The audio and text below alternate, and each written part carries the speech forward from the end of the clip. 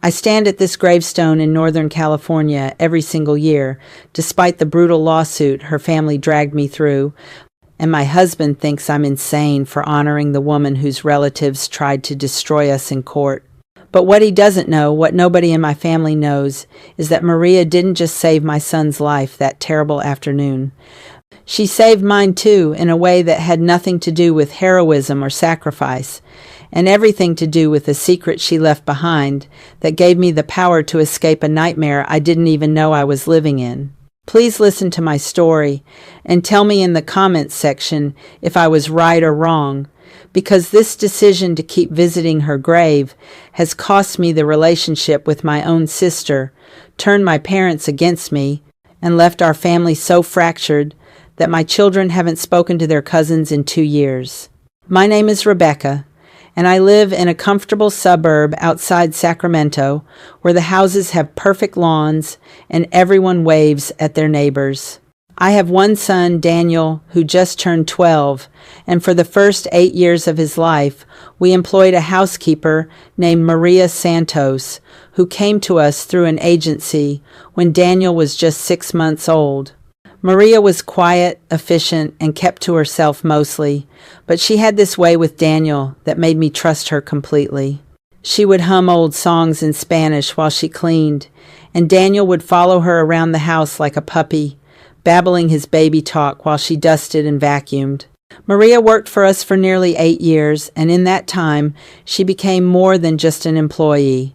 She knew how Daniel liked his sandwiches cut, knew that he was afraid of the dark but too proud to admit it, and knew exactly how to calm him down when he had one of his tantrums. My husband, Richard, was always traveling for work, managing accounts for a tech company that sent him to Seattle and Austin and Boston for weeks at a time. Maria became the third adult in our household, the person who made everything run smoothly when I was overwhelmed with my own job as a legal assistant at a downtown firm. The accident happened on a Thursday afternoon in July. Daniel was 8 years old, and Maria had taken him to the community pool like she did every week during summer break. I was at work, buried in depositions and case files, when my phone rang with a number I didn't recognize. It was a paramedic calling from the hospital, telling me that Daniel had been pulled from the pool unconscious and that I needed to come immediately. The drive to the hospital was the longest 20 minutes of my entire life, and when I arrived, they told me that Maria had jumped into the pool fully clothed and pulled Daniel out after he slipped on the wet concrete, hit his head, and fell into the deep end. She had performed CPR until the paramedics arrived, and the doctor said that without her immediate response, Daniel would have drowned or suffered permanent brain damage from oxygen deprivation. My son survived because Maria acted without hesitation, risking her own safety to save him. But Maria didn't survive. She suffered a massive heart attack in the ambulance on the way to the hospital, likely triggered by the extreme stress and physical exertion of the rescue. She was 46 years old and died before they could stabilize her. The grief was overwhelming and complicated. I had lost the woman who saved my child's life, and Daniel was traumatized, not just by his near-death experience, but by the knowledge that Maria had died saving him. He refused to go near water for months afterward, and he would wake up screaming in the middle of the night, calling for Maria. Richard flew home immediately and stayed for 2 weeks, but then he was back on the road, leaving me to handle a grieving child and the crushing weight of survivor's guilt that settled over our household. I tried to reach out to Maria's family to express my gratitude and offer financial support. Through the agency, I learned that Maria had a sister, a brother, and an elderly mother living in Los Angeles. I sent flowers to the funeral, but I was told by the funeral director that the family had requested we not attend. They blamed me for Maria's death. They said I had overworked her, that I had forced her to take on responsibilities beyond her job description, and that their sister had died because I treated her like she was obligated to risk her life for my child. 3 months after Maria's death, I received a letter from an attorney representing the Santos family. They were suing me for wrongful death, claiming that I had created an unsafe working environment and that Maria's employment contract did not include lifeguarding duties. They argued that I had negligently allowed my son to be in a dangerous situation and that Maria had felt obligated to save him because of the power dynamic between employer and employee. The lawsuit demanded $2 million in damages. Richard was furious when he saw the letter. He couldn't believe that the family of the woman who saved our son was now trying to take everything we had. He hired the most aggressive defense attorney he could find, a man named Gerald Whitmore who had a reputation for destroying plaintiffs in court. Gerald assured us that we would win, that the lawsuit was baseless and opportunistic, and that the Santos family was simply trying to exploit a tragedy for financial gain. The legal battle lasted nearly 2 years and tore apart not just our relationship with Maria's family, but our own extended family as well.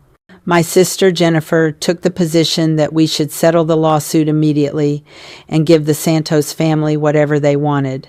She argued that we owed them an unpayable debt and that fighting them in court was cruel and disrespectful to Maria's memory. My parents agreed with Jennifer, and they started to distance themselves from us, making their disapproval clear at every family gathering. Richard's position was uncompromising.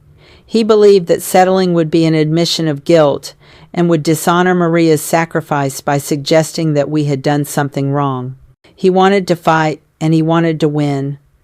I was caught in the middle, torn between my gratitude to Maria and my loyalty to my husband. I ultimately sided with Richard, not because I believed we were right, but because I was afraid of losing him. His anger at the lawsuit had become all-consuming, and I worried that if I didn't support him completely, he would see it as a betrayal. The trial was brutal in public. The Santos family portrayed us as wealthy, entitled people who had exploited a hard-working immigrant woman and then refused to take responsibility for her death. Our attorney portrayed them as greedy opportunists who were dishonoring their own sister's heroic act by trying to profit from it. The local news covered the trial extensively, and I became the subject of vicious online attacks from people who believed I was a monster for fighting the lawsuit. The jury ultimately ruled in our favor, finding that Maria's actions were voluntary and heroic, and that we bore no legal responsibility for her death. But the victory felt hollow and poisonous. The Santos family left the courtroom in tears, and Maria's elderly mother screamed at me in Spanish, words I didn't understand, but whose meaning was clear in her tone and her grief. My sister stopped speaking to me entirely, and my parents made it clear that they were ashamed of me. Richard was triumphant, believing that justice had been served, but I felt like I had lost something essential to my soul. The first year after the trial, I tried to move on with my life. I threw myself into my work and focused on Daniel, who was slowly recovering from his trauma but still had nightmares about the pool and about Maria. Richard's travel schedule picked up again, and I found myself alone in the house most of the time, surrounded by the silence that Maria used to fill with her humming and her quiet presence. On the first anniversary of Maria's death, I felt compelled to visit her grave. I didn't tell Richard about it because I knew he would see it as a betrayal of our legal victory. I drove to the cemetery in Los Angeles where Maria was buried, a small Catholic cemetery with rows of simple headstones and plastic flowers. Her grave was easy to find, marked with a modest stone that read, Maria Elena Santos, beloved sister and daughter. I stood there for a long time, not knowing what to say or do. I hadn't brought flowers because I worried that her family might see them and know I had been there. I just stood in silence, feeling the weight of everything that had happened, all the grief and guilt and anger that had consumed the past year. And then I did something I hadn't expected. I started talking to her. I told her about Daniel, about how he was doing in school, about how he still missed her. I told her I was sorry for the lawsuit, sorry for everything that had happened, and sorry that her family hated me. As I was leaving the cemetery, I noticed an older woman standing near the entrance, watching me. She was small and gray-haired, dressed in black, and something about her face seemed familiar. She approached me slowly, and I realized with a shock that she was Maria's mother, the same woman who had screamed at me in the courtroom. She didn't scream at me this time. Instead, she looked at me with tired, sad eyes and spoke in heavily accented English. She told me that she came to visit Maria's grave every week and that she had seen me standing there. She said she wanted to give me something that Maria had left behind, something that Maria had kept hidden from everyone, including her own family. She handed me a small manila envelope, sealed and yellowed with age. She told me that Maria had kept it in a safety deposit box at her bank, and that the bank had contacted the family after her death to collect her belongings. Maria's sister had opened the box and found the envelope with my name written on it in Maria's handwriting. The family had debated what to do with it, and Maria's mother had finally decided that she would give it to me personally, even though the rest of the family had forbidden her from having any contact with me. I took the envelope with trembling hands, not understanding why Maria would have left something for me in a safety deposit box. Maria's mother told me not to open it there, not in front of her, because she didn't want to know what was inside. She said that Maria had clearly wanted me to have it, and that was enough for her. Then she turned and walked away, leaving me standing in the cemetery parking lot with the envelope clutched against my chest. I waited until I got home to open it. Richard was in Denver for a conference, and Daniel was at a friend's house for a sleepover. I sat at the kitchen table with a glass of wine and carefully opened the envelope. Inside were 3 things: a handwritten letter from Maria, a stack of printed emails, and several photographs. The letter was written in careful, precise English, and it began with an apology. Maria wrote that she had been keeping a secret from me for years, a secret that she had discovered by accident and had struggled with whether to reveal. She wrote that she had ultimately decided to document everything she had learned and leave it in a place where I would receive it only after her death, because she didn't want to destroy my life while she was alive, but also couldn't bear the thought of me never knowing the truth.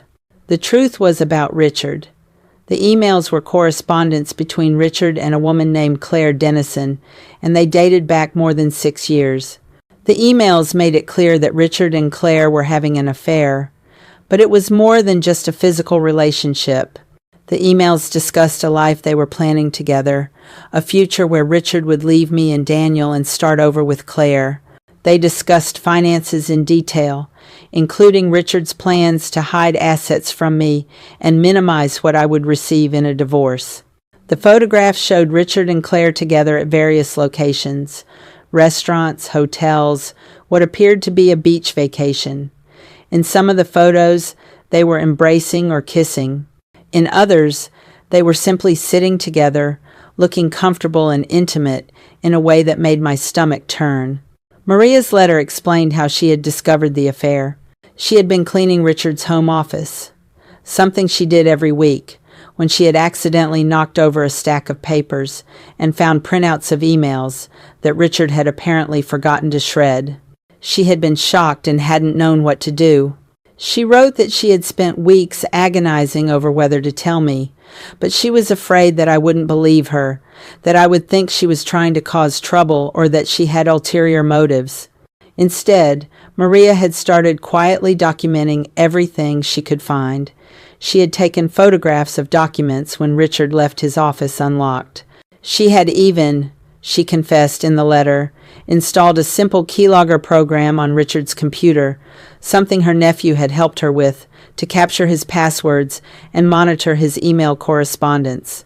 She knew it was wrong, she wrote, but she felt that I needed to know the truth, and she was terrified that Richard would successfully hide everything if he decided to leave me. Maria wrote that she had been planning to give me the evidence eventually, but she had wanted to wait until she had enough information to protect me in a divorce. She had been consulting with her nephew, who worked in IT, about the best way to preserve the digital evidence so that it would be admissible in court. She had intended to present everything to me once she felt the documentation was complete and irrefutable. But then the accident had happened, and Maria had died before she could give me any of it. Her letter ended with an apology for leaving me with such terrible knowledge, but also with a plea that I use the information to protect myself and Daniel.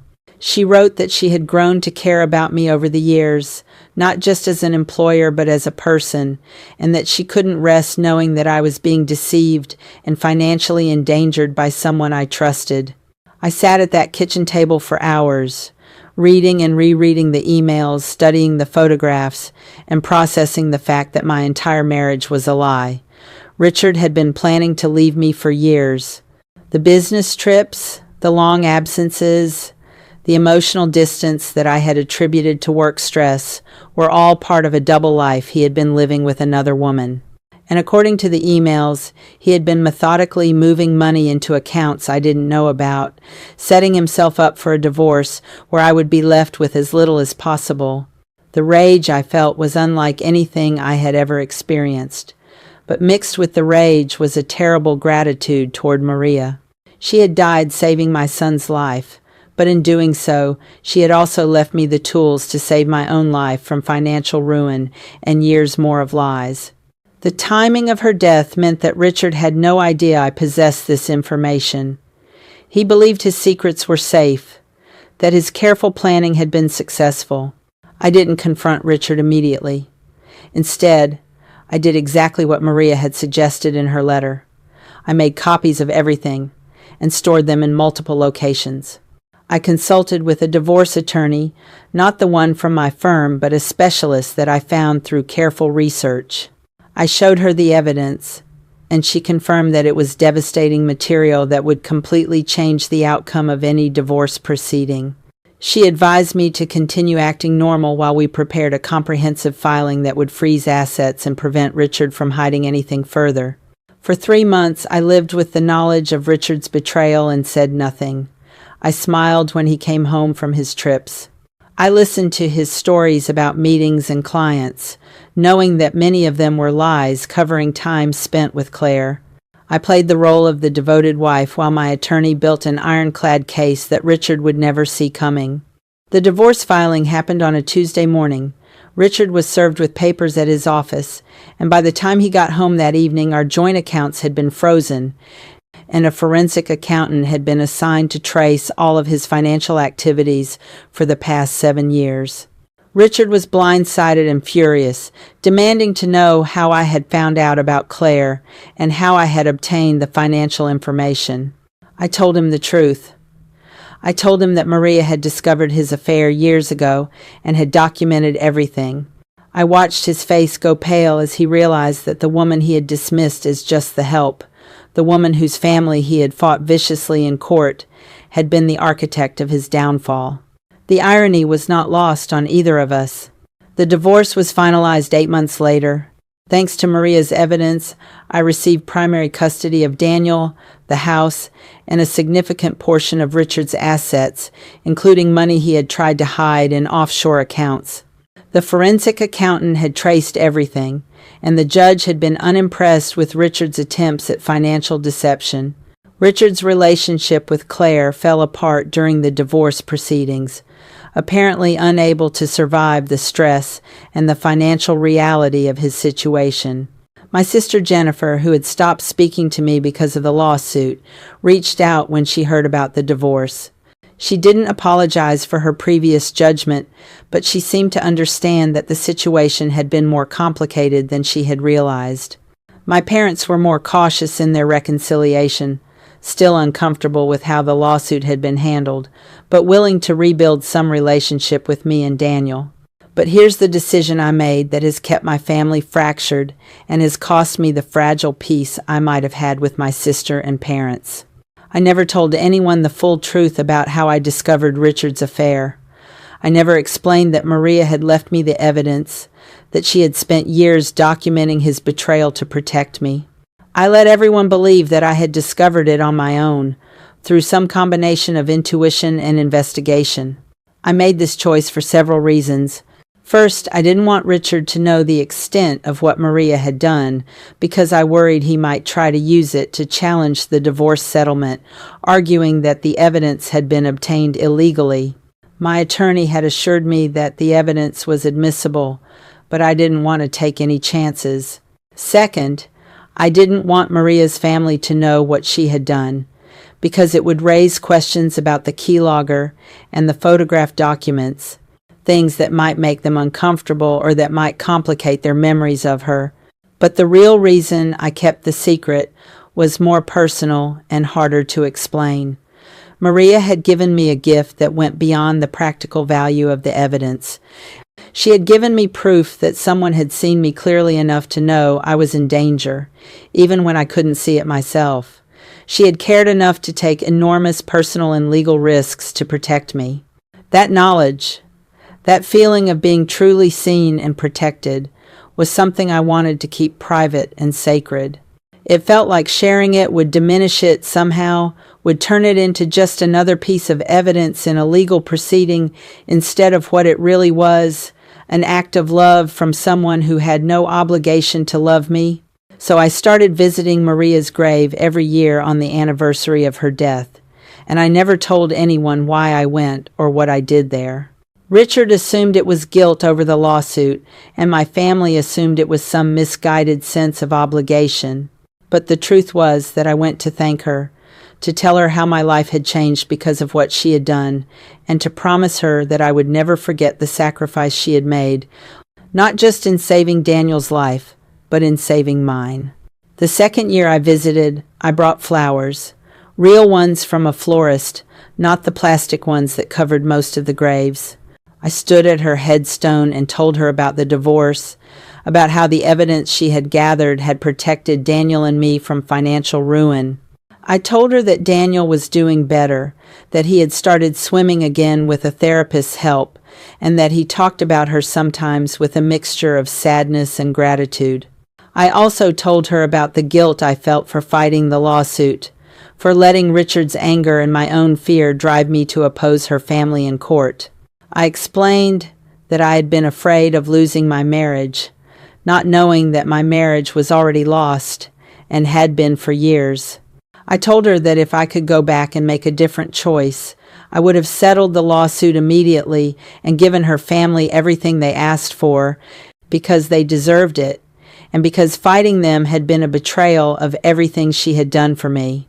The third year, Maria's mother was at the cemetery when I arrived. She was kneeling at Maria's grave, arranging fresh flowers, and she looked up when she saw me approaching. We stood there in awkward silence for a moment, and then she surprised me by smiling slightly and moving aside to make room for me at the headstone.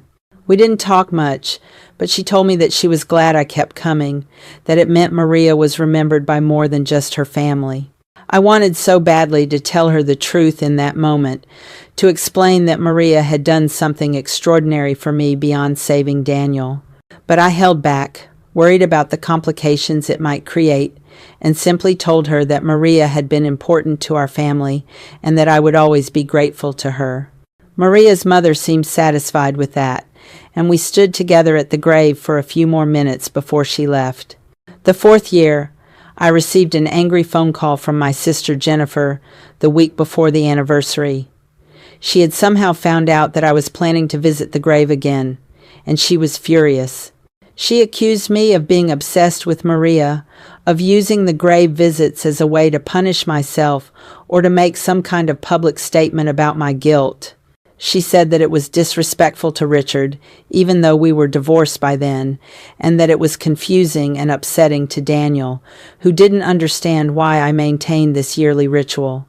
Jennifer demanded that I explain why I kept going, why I couldn't just move on and let Maria rest in peace. I tried to tell her that it was personal and that she wouldn't understand, but that only made her angrier. She said that my refusal to explain made it clear that I was hiding something, that there was some reason I kept visiting that I was ashamed to admit. She suggested that maybe I felt guilty because I had actually done something wrong, something that had contributed to Maria's death, and that the grave visits were my way of seeking absolution. The accusation stung because it was both completely wrong and uncomfortably close to the truth. I wasn't seeking absolution for causing Maria's death, but I was seeking a connection to the person who had seen me clearly enough to save me. I was honoring a debt that I could never repay and that no one else could understand because they didn't know what Maria had done. I told Jennifer that she needed to respect my privacy and that my reasons for visiting the grave were my own. She responded by saying that if I couldn't explain my actions to my own family, then maybe I didn't deserve their understanding or support. She told me that our parents agreed with her, that they all thought my behavior was strange and concerning, and that until I was willing to be honest with them, they would maintain their distance. That conversation effectively ended my relationship with Jennifer and strained my relationship with my parents to the breaking point. Her children and my son, who had been close as cousins, stopped seeing each other because Jennifer made it clear that she didn't want her kids around me until I got my priorities straight. Family gatherings became tense and uncomfortable on the rare occasions when we were all in the same room, and eventually I stopped attending most of them altogether. The 5th year, I brought a letter I had written to Maria, sealed in an envelope that I buried at the base of her headstone. In the letter, I told her everything I couldn't say out loud, all the ways her evidence had changed my life, and all the gratitude I felt for her foresight and her courage. I told her about the family conflict her secret had caused, about how keeping her gift private had cost me relationships with people I loved.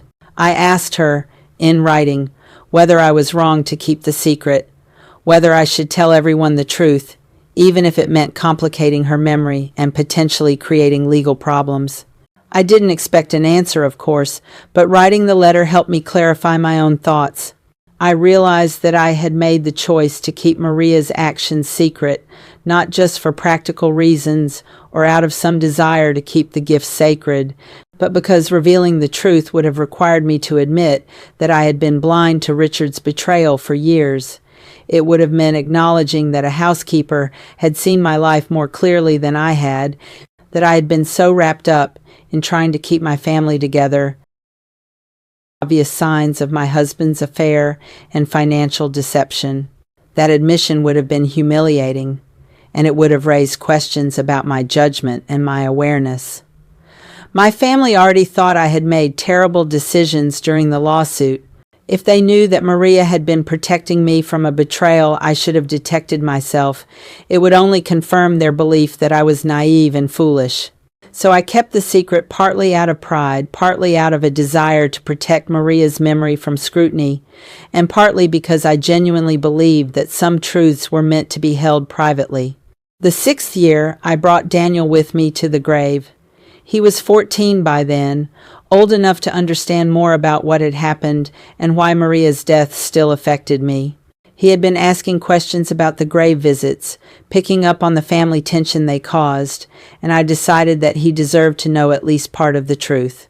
I told him, standing at Maria's grave, that she had done something for me beyond saving his life, something that had helped me protect both of us during the divorce. I didn't give him details about the evidence or the keylogger, but I explained that Maria had been aware of problems in my marriage and had left me information that made sure we were taken care of when his father and I separated. Daniel was quiet for a long time after I told him that. Then he asked me why I hadn't told anyone else in the family, why I let them think I was strange for visiting the grave every year. I told him that some gifts are meant to be honored privately, and that explaining what Maria had done would create complications that might hurt people, including Maria's own family. I asked him to keep what I had told him confidential, and he agreed, though I could tell he was struggling to understand the full picture. Having Daniel know at least part of the truth made the visits feel less isolating. He started coming with me every year after that, bringing his own flowers and standing beside me at the grave.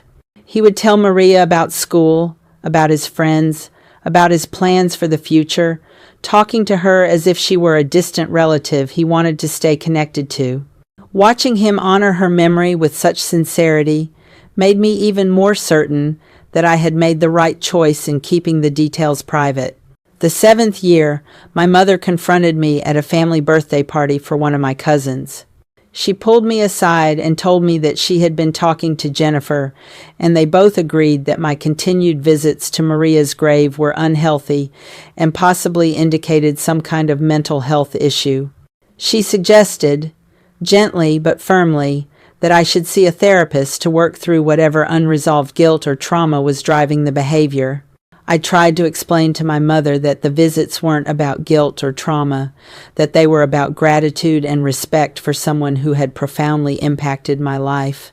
But my mother kept pushing, asking me to explain exactly what Maria had done that warranted this kind of ongoing devotion. She pointed out that Maria's own family had stopped visiting the grave regularly, according to Jennifer's research, so why was I more attached to Maria's memory than her own relatives were? I felt trapped by the conversation because I couldn't explain without revealing the secret, and revealing the secret felt like a betrayal of Maria's trust and a potential threat to the security I had built for Daniel and myself. So I simply told my mother that I appreciated her concern, but that I was making my own choices about how to honor someone important to me. She looked at me with disappointment and said that my stubbornness and secrecy were pushing everyone away, and that eventually I would be left alone with only my yearly grave visits for company. That conversation haunted me for months afterward. I started to question whether I was wrong to prioritize Maria's memory and the privacy of her gift over my relationships with my living family. I wondered if I was being selfish, choosing the comfort of a secret connection to someone dead over the harder work of repairing relationships with people who were still in my life. But every time I came close to deciding to reveal the truth, I would remember Maria's letter, her careful documentation, and the enormous risk she had taken to protect me. Sharing that felt like turning something sacred into currency, trading her gift for family approval. The 8th year, I received a letter from Maria's sister Rosa, whom I had never met beyond seeing her in the courtroom during the trial. Rosa wrote that her mother had passed away 6 months earlier, and that in going through her mother's belongings, they had found a diary where she had written about seeing me at the cemetery multiple times over the years. The diary entries expressed confusion about why I kept coming, but also a grudging respect for my consistency and apparent devotion.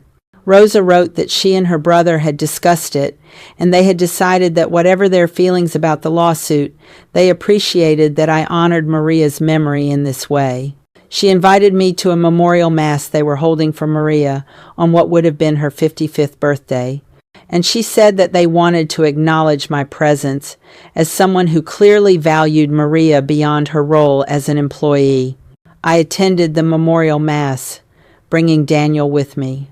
It was held in a small Catholic church in Los Angeles, and about 30 people were there, mostly family members and a few of Maria's friends from her life before she worked for us. The service was beautiful, conducted partly in Spanish, and I found myself crying for the first time in years over Maria's death, letting go of some of the complicated emotions I had been carrying. After the service, Rosa approached me and thanked me for coming. She told me that their mother had never stopped wondering why I visited the grave so faithfully, and that it had given her some comfort in her final years to know that Maria was remembered fondly by the family she had worked for. Rosa asked me, tentatively, if there was something specific about Maria that made me feel this ongoing connection, something beyond the obvious fact that she had saved Daniel's life. I hesitated, and in that moment, I came closer than I ever had to, revealing the whole truth, but something held me back. Maybe it was the presence of Maria's other relatives, people who had fought me in court and who might not understand or appreciate what Maria had done. Maybe it was the knowledge that revealing Maria's surveillance activities, even though they had been done to protect me, might taint their memories of her as a straightforward, honest person. Or maybe it was just the habit of secrecy that I had maintained for so long. Instead of telling Rosa the full truth, I told her a partial truth. I said that Maria had shown me extraordinary kindness during a difficult time in my marriage, that she had been perceptive and supportive in ways that went beyond her job description. I said that her death had coincided with a period of profound change in my life, and that visiting her grave had become a way of marking and honoring that transformation. It wasn't a lie, but it wasn't the complete story either. Rosa seemed satisfied with that explanation, or at least willing to accept it. She told me that Maria had always been the observant one in the family, the person who noticed things that others missed and who acted on her observations quietly. She said it made sense that Maria would have noticed I was struggling and would have tried to help in whatever way she could. We parted on friendly terms, and Rosa told me that I was welcome at the cemetery any time and that the family no longer held any ill will toward me. The 9th year, my father had a health scare that brought our fractured family together at the hospital. He had suffered a mild stroke, and though he recovered well, the experience shook all of us and forced us into the same room for the first time in years. During one of the long days of waiting for test results, Jennifer and I ended up alone in the hospital cafeteria, and she brought up the grave visits again.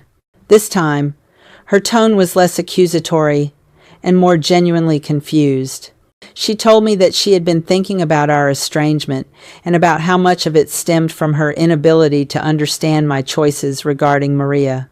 She said that she loved me and missed having me in her life, but that she couldn't get past the feeling that I was keeping some major secret that was preventing us from being close again.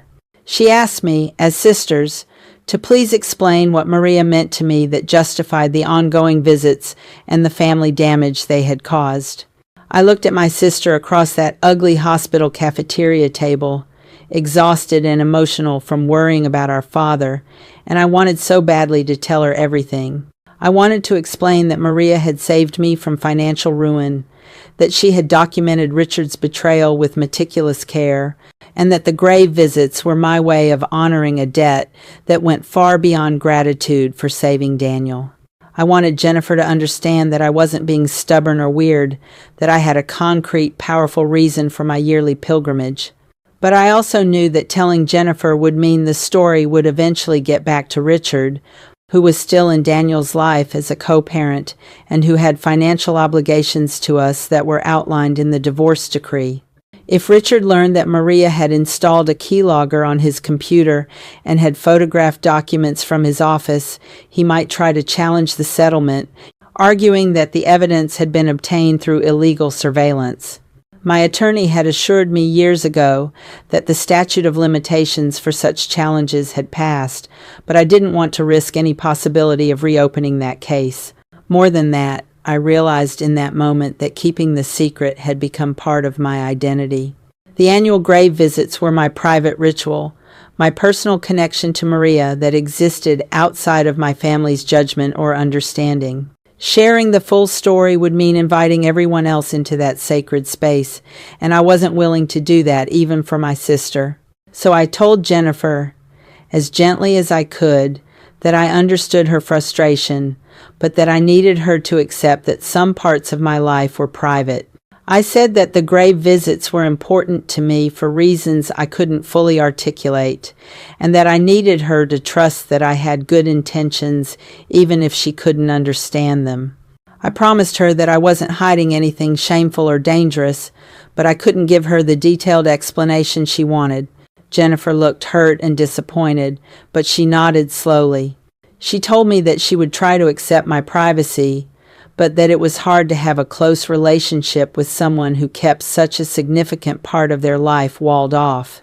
We hugged awkwardly, and over the following months we did rebuild some level of relationship, though it never returned to the easy closeness we had before the lawsuit and the grave visit controversy. The 10th year, Daniel graduated from high school, and I found myself reflecting on how much had changed since Maria's death. Daniel had grown into a thoughtful, empathetic young man who planned to study social work in college. He credited Maria with teaching him the importance of paying attention to people who were struggling, of noticing when someone needed help even if they didn't ask for it. He said that her sacrifice had made him want to spend his life helping others, and that her memory continued to guide his choices. When we visited the grave that year, Daniel brought a copy of his college acceptance letter and placed it at the base of the headstone. He told Maria, speaking out loud without self-consciousness, that he was going to make sure her death had meaning beyond just saving his life.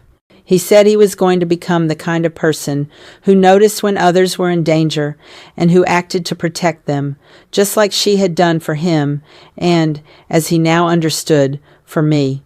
Watching my son honor Maria in that way made me absolutely certain that I had made the right choice in keeping her full gift private. The secret hadn't harmed Daniel.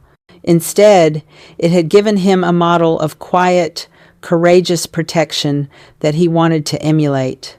If I had revealed all the details of Maria's surveillance and evidence gathering, it might have complicated that clean narrative of heroism and made him question whether her actions had been ethical or appropriate.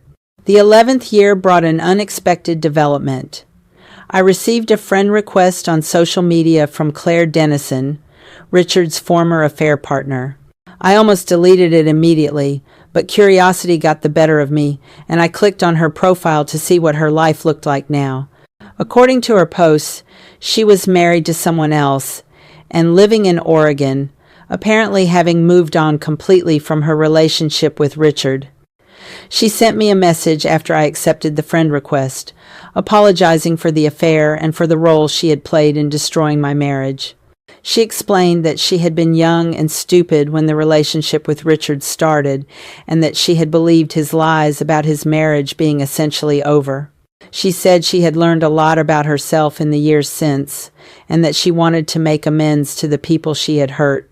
I didn't respond to her message for several days, trying to process my feelings about this unexpected contact.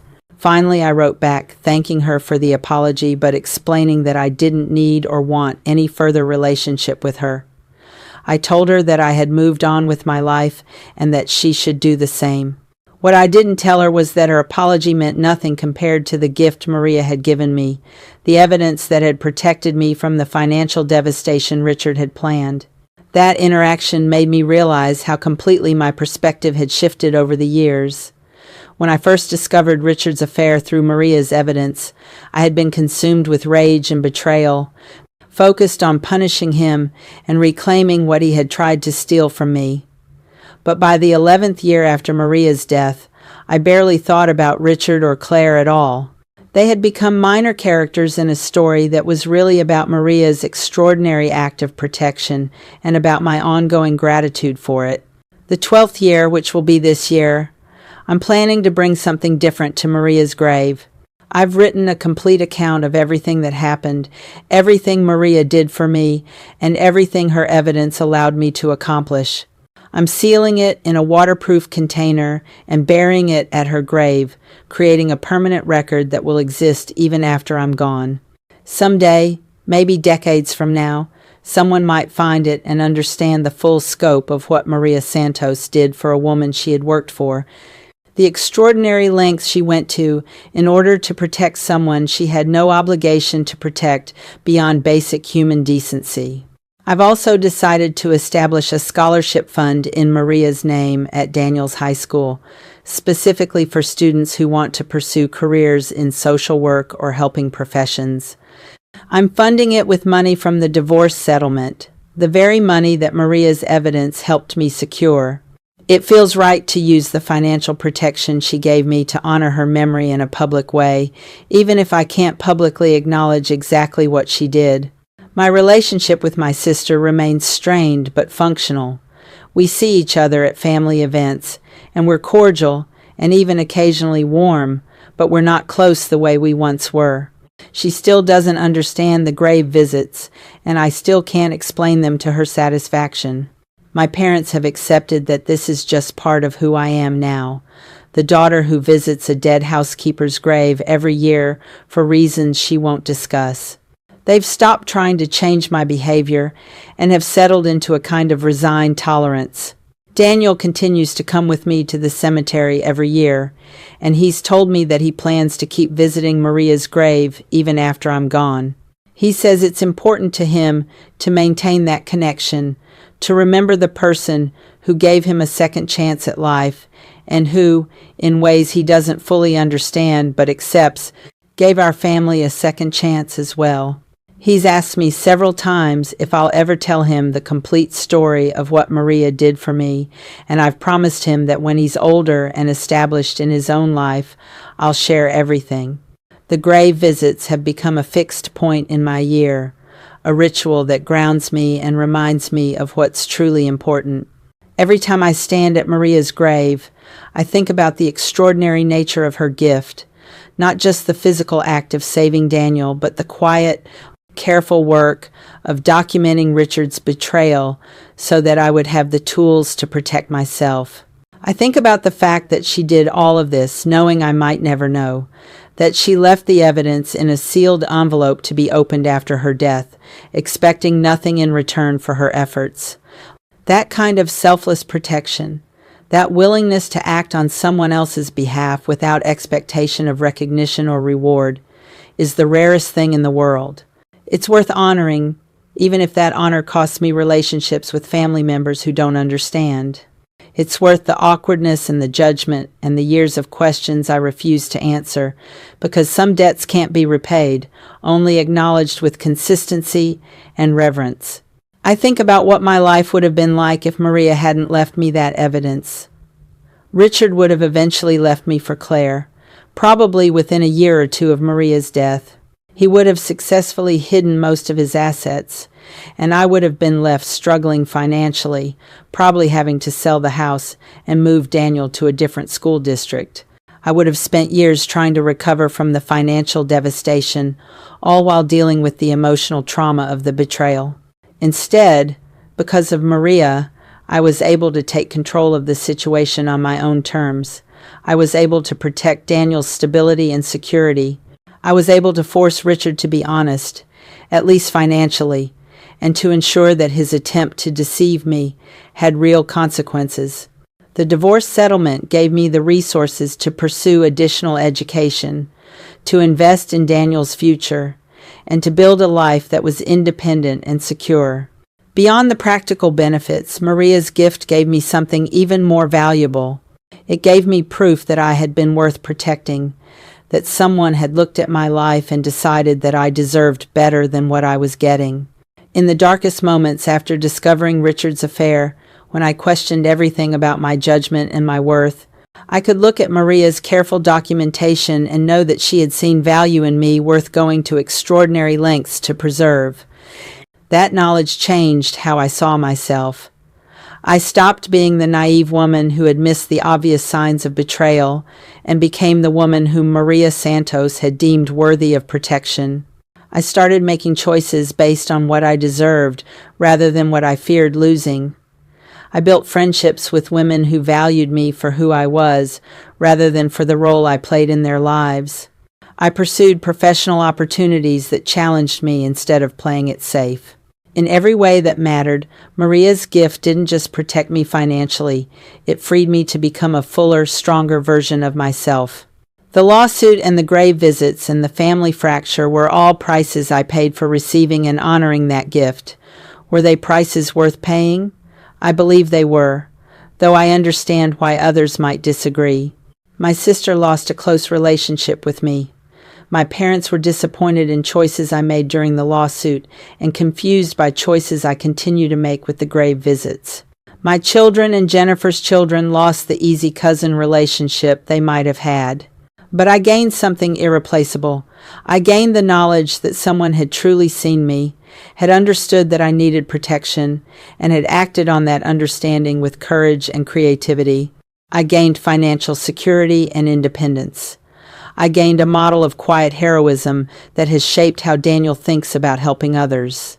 And I gained a yearly ritual that connects me to something larger than my own small concerns, a reminder that the most important acts are often the ones no one else sees or understands.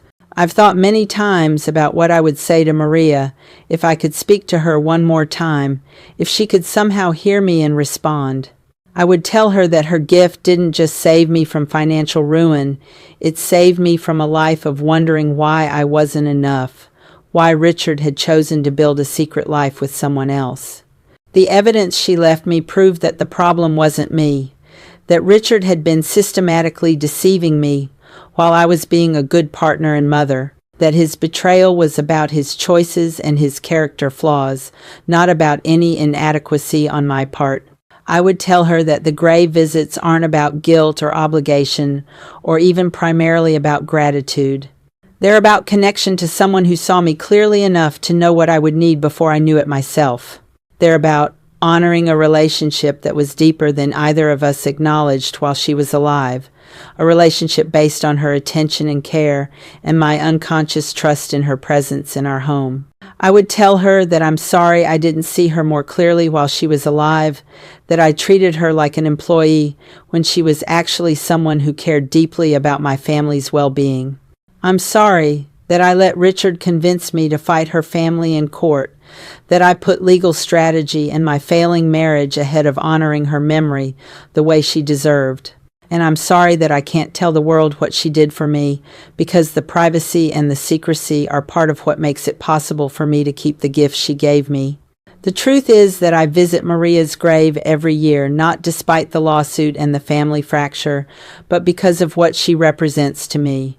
She represents the possibility of being truly seen and protected.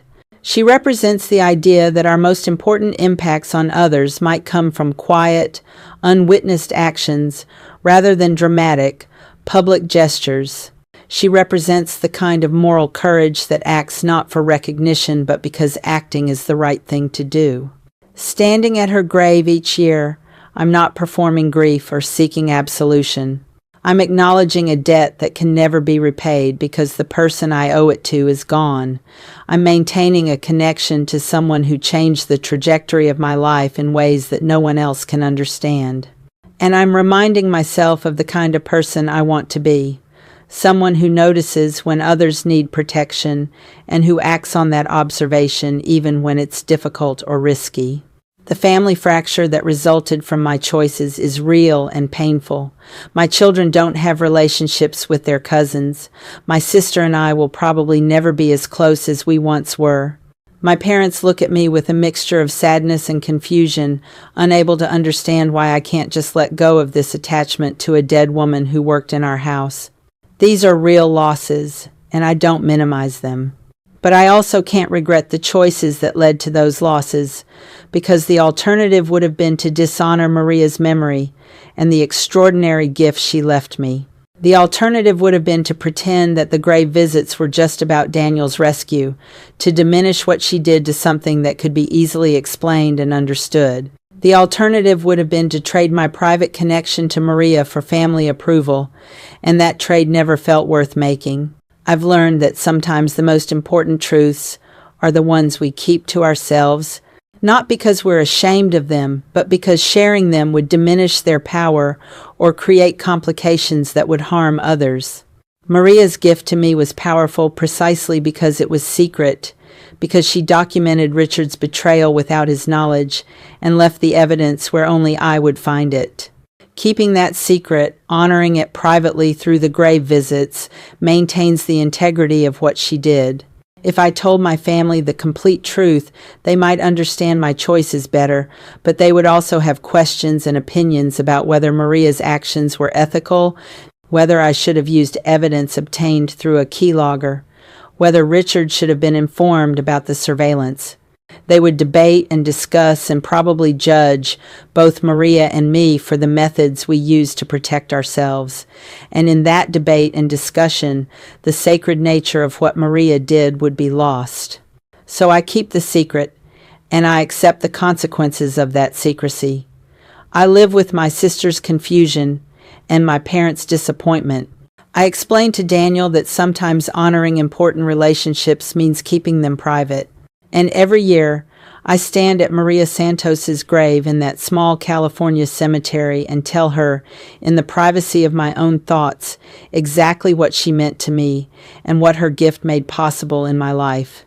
The scholarship fund I'm establishing will be my public acknowledgement of Maria's impact, the part of my gratitude that I can share with the world. Students who benefit from that scholarship will know Maria's name and know that she was someone who cared about helping others, even at great personal cost. They won't know the specific details of what she did for me, but they'll understand that she was a person worth honoring and emulating.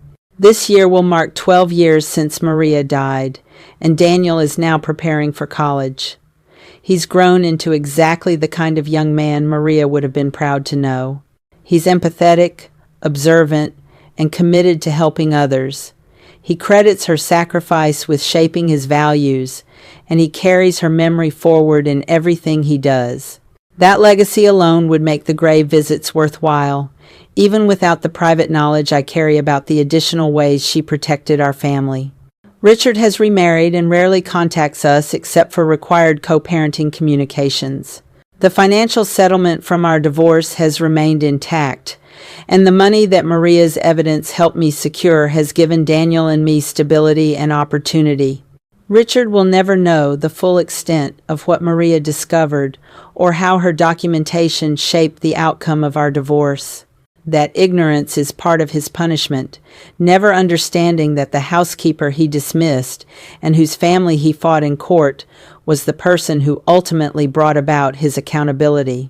Maria's sister Rosa occasionally sends me messages on the anniversary of Maria's death, thanking me for continuing to honor her memory. She still doesn't know the complete truth about what Maria did for me, but she seems content with the partial explanation I've given. The relationship between Maria's family and me has healed as much as it probably can, given the history of the lawsuit and the pain it caused everyone.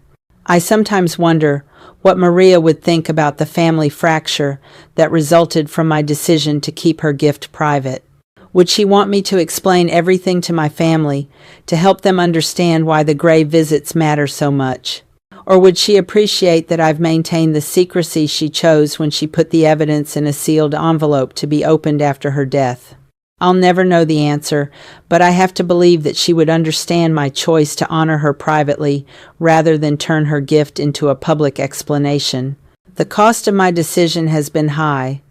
2 years of estrangement from my sister, ongoing tension with my parents, and the loss of cousin relationships for my children.